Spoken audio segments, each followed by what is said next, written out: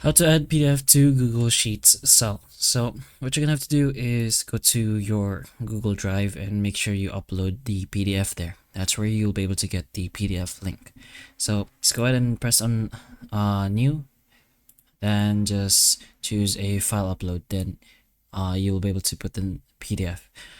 Once it's done, just go ahead to the PDF and go to the triple dot or here or more actions and press on share, then copy link. So once you press on copy link, go to the Google Sheets and go to your spreadsheet, of course. Then right click on any cell you want. Let's say this one on the 6 or 7. And then once you right click, there will be an insert link button. Press on insert link. Then you're gonna have to paste in the link. Then you're just gonna have to press on apply.